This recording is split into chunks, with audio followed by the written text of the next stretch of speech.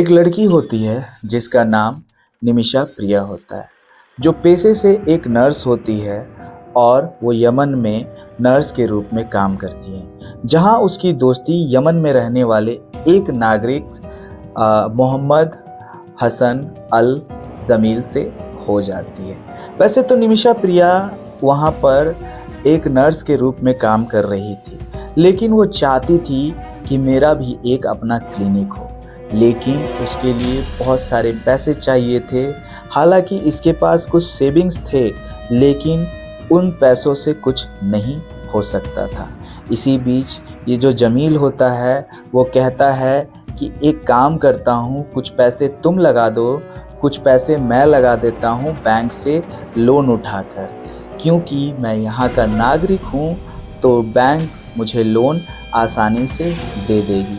लेकिन सनसनी तब मच जाती है जब ये पता चलता है, या यूं कहें निमिषा प्रिया को गिरफ्तार किया जाता है उसी के दोस्त के कत्ल में। तो आइए ये जानने की कोशिश करते हैं इस कहानी के माध्यम से कि आखिर ऐसी क्या वजह हुई होगी या क्या वजह है जिसके चलते निमिषा प्रिया को ये कत्ल करना पड़ा।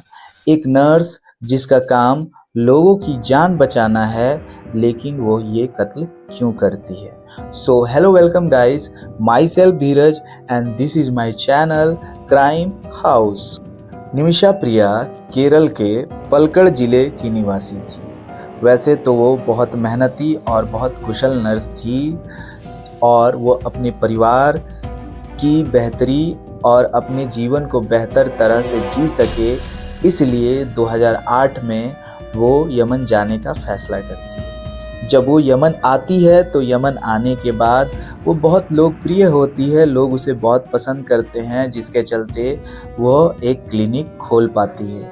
वो क्लिनिक बहुत अच्छे से चलता है। इसी बीच उसकी दोस्ती यमन में रहने वाले एक नागरिक मोहम्मद हसन आलम झील से हो जाती है।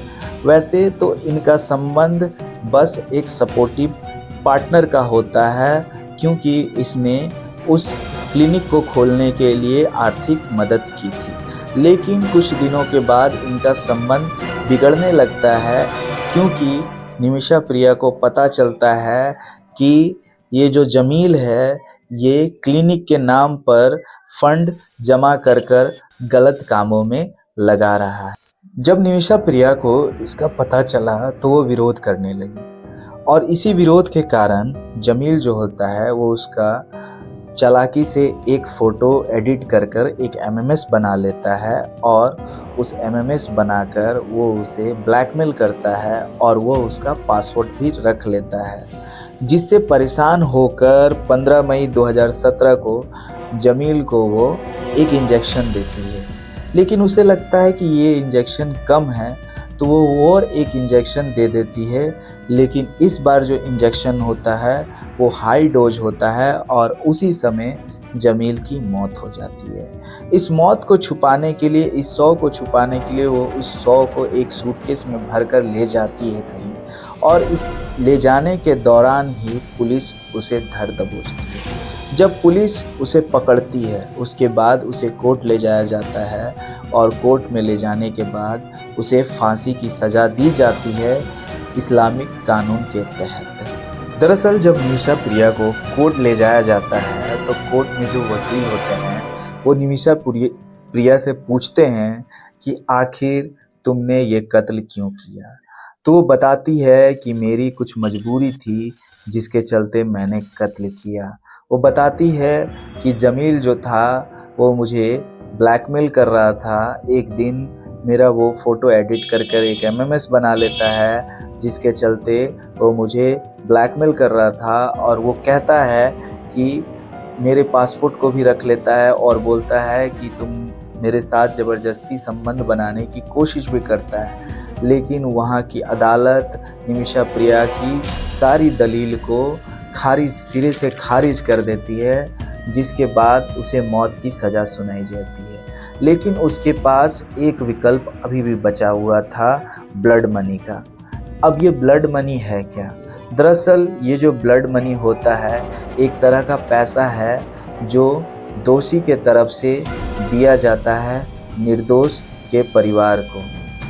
निर्दोष के परिवार को यानी जिसने कत्ल किया है वो पैसा देगा जिसका कत्ल हुआ है उसके खून को माफ़ करने के लिए। लेकिन जो ये जमील का परिवार होता है वो पैसे उसे जल्दी चाहिए होते हैं। और मीडिया रिपोर्ट की माने तो जो जमील का परिवार होता है करीबन 1.5 करोड़ रुपए, यानी अगर मैं बात करूं रियाल में तो 5 करोड़ रुपए और इंडियन रुपए में 1.25 करोड़ का डिमांड करता है, जो छोटे से समय में जमा करना पॉसिबल नहीं होता है। जब ये मूवमेंट जोड़ पकड़ती है, इंटरनेट पे ये मीडिया और सोशल मीडिया पर ये खबर वायरल होती है, तब सेव निमिषा प्रिया का एक ट्रेंड चलता है और इसके थ्रू कुछ फंड जमा होते हैं। और जब ये बात सोशल मीडिया पे बहुत ज़्यादा फैलने लगती है तो हमारी सरकार इसके लिए निमिषा प्रिया को हर वो विकल्प ढूंढती है जिससे निमिषा प्रिया को बचाया जा सके। सो आपको ये स्टोरी कैसी लगी? अगर अच्छी लगी हो तो चैनल को सब्सक्राइब करके हमारे इस यूट्यूब फैमिली का हिस्सा बन सकते हो। और अगर आप चाहते हो कि निमिषा प्रिया बच जाए तो हैशटैग कमेंट में ज़रूर लिखना हैशटैग सेव निमिषा प्रिया। सो तब तक के लिए जहाँ भी रहो स्वस्थ रहो, मस्त रहो। धन्यवाद।